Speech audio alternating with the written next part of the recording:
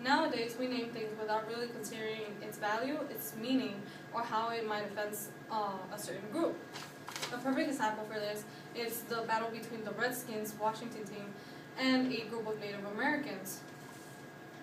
We must look into how these names specifically offend this group of Native Americans, and how we must work to have these names removed or changed in order to make this group feel more equal with everyone else. First of all, we need to look at how these names offend Native Americans and what they really mean, and why this long year-round battle has been going on between the team of Redskins and the Native Americans. Second of all, I want to go more into why Native Americans feel that their rights are being ignored and that they don't really have a fair hearing. And lastly, I also want to speak about how we must consider the positiveness in changing these names and how it will affect Native Americans. First of all, I want to go into the controversial fight between the Redskins team and the Native Americans. Aaron Stanley from Fergus Falls Daily Journal posted an article named "The Redskins Name Change Reporters Carry Weight," which was posted in 2013. And in it, he keeps describing that a Minnesota congresswoman demanded that the Washington Redskins change their name because they exploited for profit, as well as that the owner, Daniel Snyder, and the commissioner, Roger Goodell, tried to, or attempt to justify the racial slur. The reason that Redskins is so offensive to Native Americans particularly is because back in history, when Native Americans were being conquered over, they would be skinned, particularly from the head, and obviously leaving them just skin and, from muscle and bone. And so this, the conquerors would name them Redskins, and they'd probably just wave skins around and collect them or just hang them somewhere, saying that they had conquered a certain native group. And so Native Americans believe that this is very offensive because it's a very sad part of their history. And so one way that the team Redskins was trying to hide this from having them change their name or making it a bigger thing was that they attempted to get support from Native Americans. And in one of these, they supposedly lured a chief that later was found out wasn't really a chief.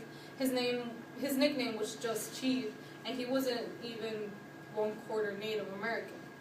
And so this angered the certain group even more, which leads me to my next point, which is that this group of Native Americans brought it to the Supreme Court, but the Supreme Court decided it wasn't that important, and so they were denied a hearing. And this was this article, which was named on Native Americans Sports Mascot, was published by the Associated Press in 2013. And apparently this battle had been going on for 17 years, so the Native American group felt really offended, and they thought that they didn't really have rights at all with anyone because they were denied a hearing in the Supreme Court for believing that it wasn't really important. And so they believed that no one really paid attention to them. And my last claim also is that if we change the name of the sports teams, it would actually benefit this ethnic group in a very positive way. Native Americans believe that if we change these names, that they're going to they will seem more equal with other ethnic groups rather than being downgraded. And this is explained more in by Eitzen Diaz. He posted an article named "The Dark Side of Sports Symbols" in 2001. And here it explains that symbols surrounding sports teams are very important because they actually contribute to the pattern of social dominance in society, which is because naming this team Redskins, which is a very bad term for Native Americans, they're downgrading Native Americans and putting themselves above them. And if we get rid of names similar to this, for example, the Sioux, then Native Americans will feel as if they actually have rights, as if they're being treated equal, as well as listened to. So if we can work on first being aware of what these names mean and how they might offend people, we can actually help a lot of ethnic groups out there, not simply Native Americans only, but a lot of other ethnic groups feel as if they're equal and as if their culture and everything else is being respected.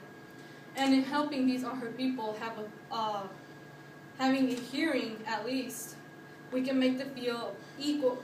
We can make them feel as if they have rights, and not are simply being ignored for just being a small group. And also focusing on how the ending of this kind of naming sports will have a very positive effect on all ethnic groups, not just simply Native Americans.